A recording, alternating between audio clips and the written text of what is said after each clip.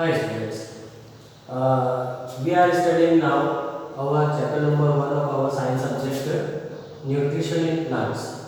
Okay, in earlier videos we have studied about the photosynthesis process and all that things. Okay, today we will learn about the significance of photosynthesis process. Autotrophic nutrition. Well, autotrophic nutrition I have already explained you, but again I would like to explain it to you because we are studying here the photosynthesis process and that is related to it. ये इससे related है, इसीलिए हम एक बार फिर से autotrophic nutrition के बारे में पढ़ेंगे. And our third objective will be that activity. It will be the activity that is sunlight is essential for photosynthesis process. Sunlight photosynthesis process के लिए क्यों एसेंशियल है, ठीक है. इसके बारे में हम ये एक्टिविटी मैं आपको बताऊंगा कि किस तरह से आपको एक्टिविटी करना है. You have to perform also this activity at your home. It is not so panic, it is very simple and very very interested. Okay, you can perform it at your home. आप अपने घर पे भी इसको कर सकते हो, ठीक है. Let's start our first point, significance of photosynthesis process. Students, in this nature the photosynthesis process is very important for all living beings, right? Only and only about and due to this photosynthesis process life is possible on the earth. Life अगर अर्थ पर है possible तो वो सिर्फ और सिर्फ photosynthesis process की वजह से ही है. अगर फोटोसिंथेसिस प्रोसेस नहीं होती है तो आई थिंक कि अर्थ पर लाइफ पॉसिबल नहीं है. कैसे, हम उसके सिग्निफिकेंस या उसकी इंपॉर्टेंस देखेंगे, ठीक है. तो पहला इंपॉर्टेंस ये है कि that photosynthesis process maintains the equilibrium of oxygen and carbon dioxide into the atmosphere. Okay, now maybe you will get some confusion by the few words that are used in first point. That's some like equilibrium. Okay, तो photosynthesis process हमारे atmosphere में oxygen और carbon dioxide की मात्रा को balance करती है, ठीक है. ना उसे बढ़ने देती है ना घटने देती है, और उसी की वजह से हमारे अर्थ पे जो है वो लाइफ चलती रहती है, ठीक है. आप लोगों ने पहले फोटोसिंथेसिस प्रोसेस की इक्वेशन पढ़ी है, स्टडी भी की है बच्चों, लेकिन एक बार मैं आपको फिर से यहाँ पर राइट करके बताऊंगा जिससे कि हम फर्स्ट पॉइंट को समझ सकेंगे. किस तरह से फोटोसिंथेसिस प्रोसेस कार्बन डाइऑक्साइड और ऑक्सीजन की मात्रा को कंट्रोल करती है या बैलेंस रखती है, ठीक है. तो आइए हम देखते हैं कि फोटोसिंथेसिस प्रोसेस की इक्वेशन क्या है. बच्चों, ग्रीन प्लांट एटमॉस्फेयर से कार्बन डाइऑक्साइड को अब्सॉर्ब करते हैं, ठीक है. वाटर जो कि पहले से सॉइल में मौजूद होता है, प्रेजेंट होता है, उसको यूज करते हैं, रूट से अब्सॉर्ब करते हैं, ठीक है. यहाँ पर सनलाइट होना बहुत जरूरी होता है क्योंकि विदाउट सनलाइट फोटोसिंथेसिस प्रोसेस नहीं हो सकती है. और हमने एक वर्ड यूज किया है जो कि था ग्रीन प्लांट्स, ठीक है. तो जिन प्लांट्स के अंदर क्लोरोफिल नाम का पिगमेंट होगा वही फोटोसिंथेसिस प्रोसेस कर पाएंगे, ठीक है. जब ये दोनों की रिएक्शन होती है लीफ के अंदर तो बनता है C6H12O6. इसको हम कई नामों से बोल सकते हैं या प्रोनाउंस कर सकते हैं.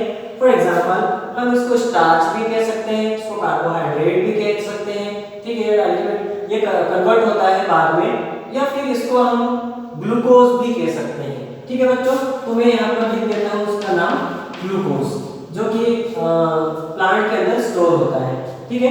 इसके साथ में एक और इसका बाय प्रोडक्ट बनता है फोटोसिंथेसिस प्रोसेस में जो कि है ऑक्सीजन. ये होती है in the form of gas. अब मैं फर्स्ट पॉइंट आपको समझाना चाहूंगा. हम सिग्निफिकेंस पढ़ रहे हैं, ठीक है.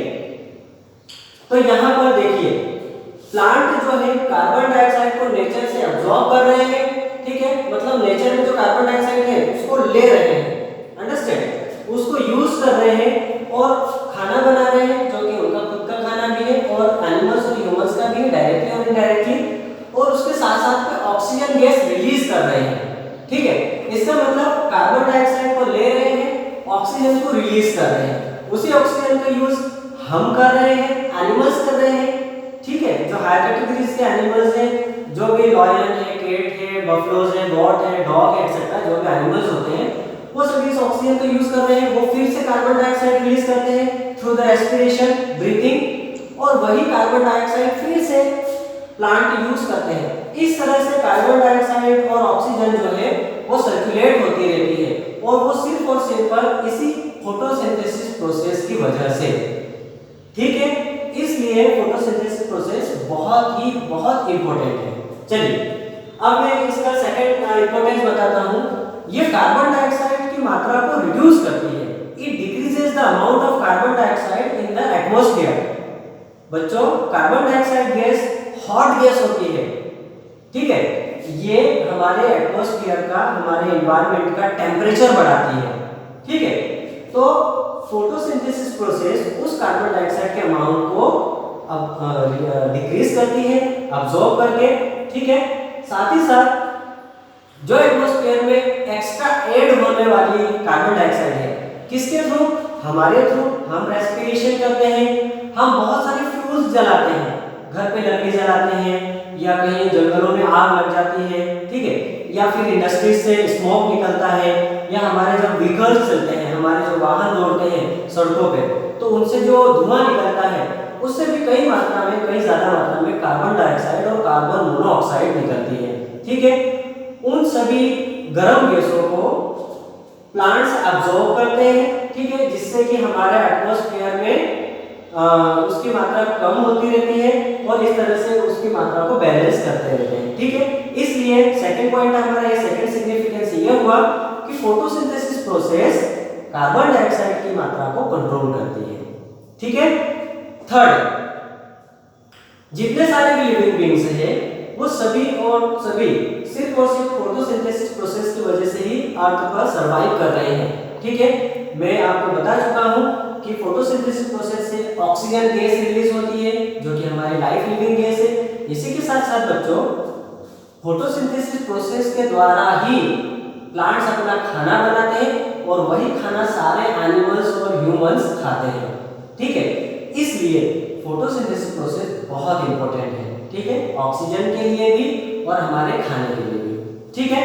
Now our third point is that is activity about the sunlight is essential for photosynthesis process. बच्चों, अभी रेनी सीजन चल रहा है, और हो सकता है कि अभी अपकमिंग थोड़े से टाइम में हो सकता है कि बारिश जो है वो लगातार हो 4 दिन, 5 दिन, 6 दिन तक, ठीक है। तो सनलाइट नहीं आती है अर्थ पर, तो जिन एरियाज में सनलाइट नहीं आती है वहां पर फोटोसिंथेसिस की दर कम हो जाती है, थोड़ी स्लो हो जाती है। और स्टूडेंट्स, आप किसी भी खेत में, फील्ड में, फार्म्स में विजिट करके देख सकते हैं कि जो प्लांट्स या क्रॉप्स की पत्तियां हैं वो श्रिंक होना चालू हो जाती है, राउंड होना चालू हो जाती है, फोल्ड होना चालू हो जाती है, ठीक है।